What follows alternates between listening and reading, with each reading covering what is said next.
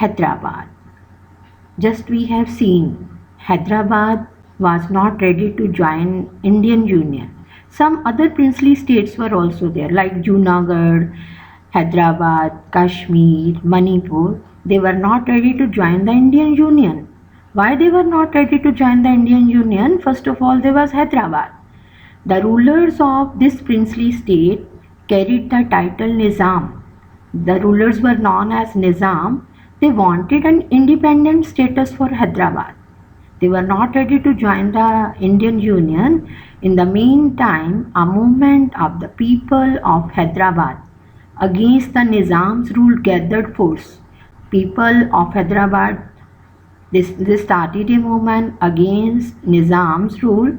So the central government had to order the army to tackle the situation. So later on, in September 1948, Indian army moved in to control the Nizam's forces, and after that Nizam surrendered, and this led to Hyderabad's accession to India. In this way, Hyderabad joined the Indian Union and became a part of the Indian Union.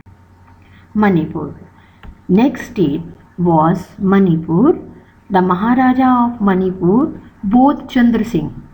He also signed the instrument of accession with the Indian government on this assurance that the internal autonomy of Manipur would be maintained. Means internally they are free. So on this assurance they joined the Indian Union. The Maharaja held election in Manipur in June 1948. So in this way, Manipur was the first Indian state which conducted the election based on universal adult franchise, and the state became a constitutional monarchy. You know what is constitutional monarchy? Here monarch is there, but he is the constitutional head of the country. His powers are limited by the constitution. This is known as constitutional monarchy like Britain. So after that, the Legislative Assembly of Manipur, there were sharp differences over the question of merger of Manipur with India. In the Legislative Assembly of Manipur, there were differences over the question of merger of Manipur with India. Later on, in September 1949, Manipur became a part of India after signing a merger agreement with the Indian government. So in this way, Manipur joined the Indian Union. And Junagadh, what happened in the Junagadh? The issue of Junagadh was resolved after a plebiscite confirmed people's desire to join India. What is plebiscite? People had given their view that they are ready to join India. Only one state, Kashmir. Kashmir also joined the Indian Union. You will read about Kashmir in your next chapters. We will read that Kashmir, how did Kashmir join India in our 8th chapter of this book. Dear students, another problem which India faced during that time was the reorganization of states. Drawing the internal boundaries of the Indian states was another task in nation building.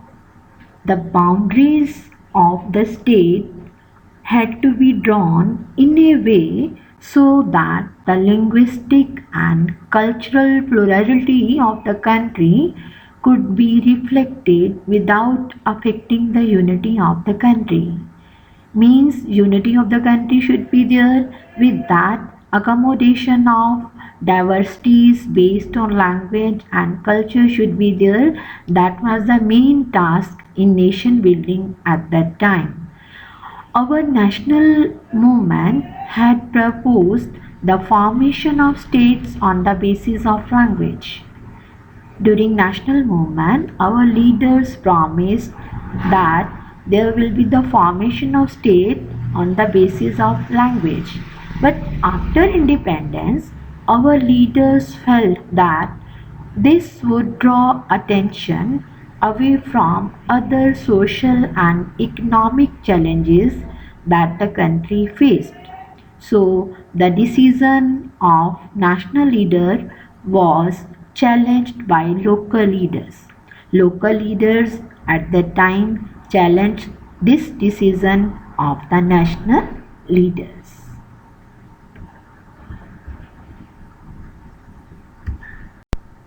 Vishal Andhra movement. What was this Vishal Andhra movement?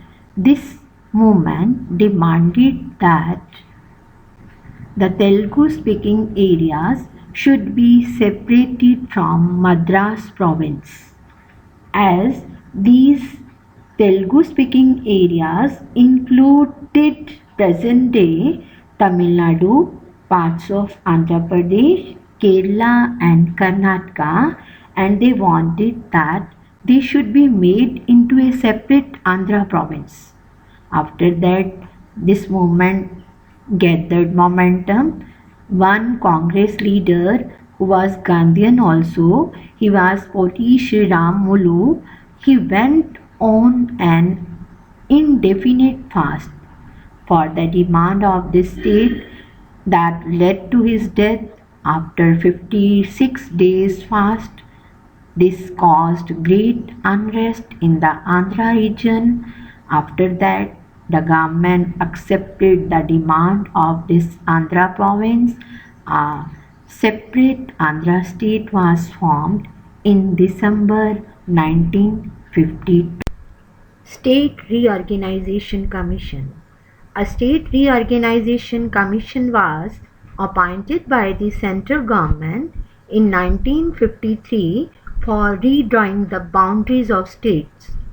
On the basis of its report, the States Reorganization Act was passed in 1956. After that, this led to the creation of 14 states and 6 union territories. After the report of this act, now 14 states and 6 union territories were set up.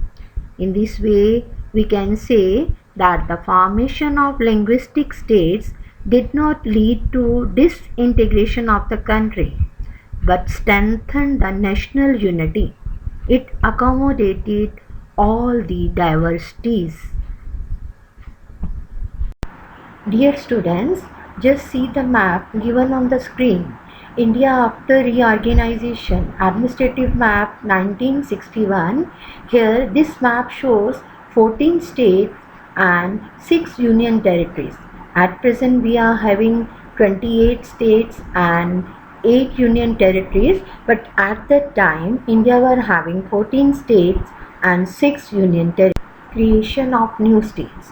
In 2000, Chhattisgarh, Uttarakhand and Jharkhand states were created. Before this, Haryana was created from Punjab in 1966. There are movements demanding separate and smaller states from different states.